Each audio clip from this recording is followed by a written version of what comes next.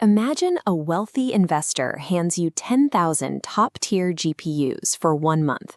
Your goal is to build a highly capable, open-source language model. Before you boot up a single server, you have to make choices. What architecture will you use? How will you mix training data? Guessing these hyperparameters is risky. If you guess wrong, the entire budget is wasted on a model that barely works. To avoid that disaster, researchers rely on scaling laws. These are simple predictive rules that allow engineers to test variables on tiny, cheap models and accurately calculate how those exact same settings will behave at massive scales. This chart shows model error plotted against computing resources. On a standard graph, the learning curve looks chaotic, but when we map it on a log-log plot, where both axes increase by multiples, that chaos resolves into a straight, highly predictable trend line. Because that trend line holds true across multiple orders of magnitude, designing an AI becomes a reliable mathematical engineering blueprint. While massive language models are new, the math used to predict their behavior actually traces back to academic statistical theory from the early 1990s. Decades ago, theorists established classical generalization bounds. They proved that for standard statistical tasks, a model's error rate decays in a highly predictable polynomial pattern based on the sample size, often measured as an inverse fraction, like 1/n. Despite their massive scale and black box complexity, modern neural networks obey the exact same rules. They learn slower, often scaling at fractional rates like 1/10, but their error rates decay along the identical mathematical curves discovered 30 years ago.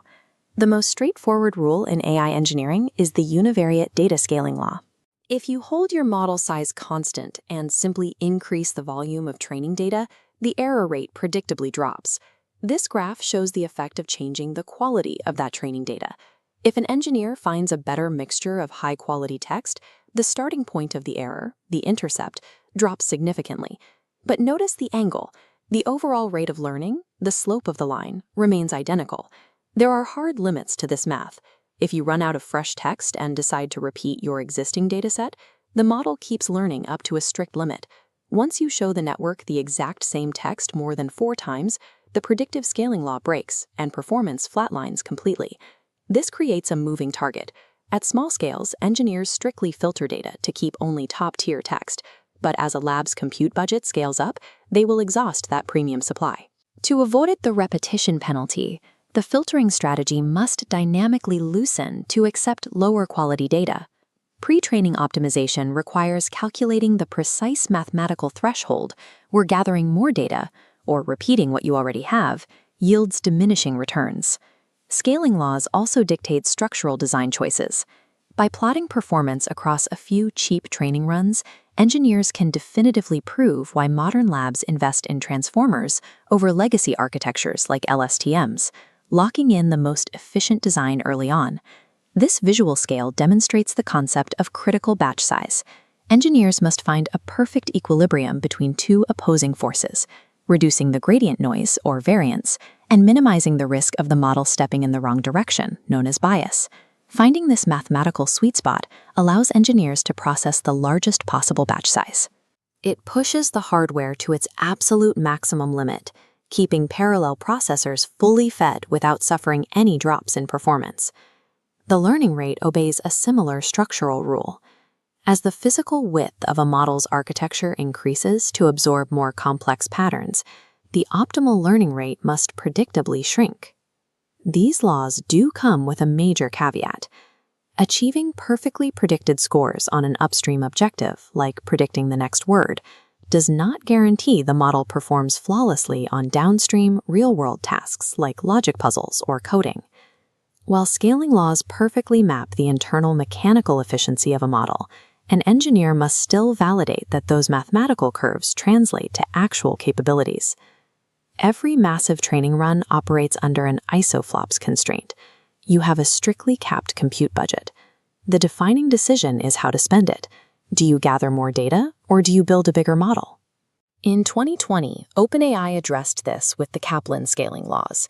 Their original predictions argued that as your budget grows, your model's parameter count should grow significantly faster than your training data volume. That strategy drove the industry until 2022, when DeepMind published the Chinchilla paper. They corrected the math, proving the optimal balance is actually an equal scaling ratio, 20 tokens of training data for every single model parameter.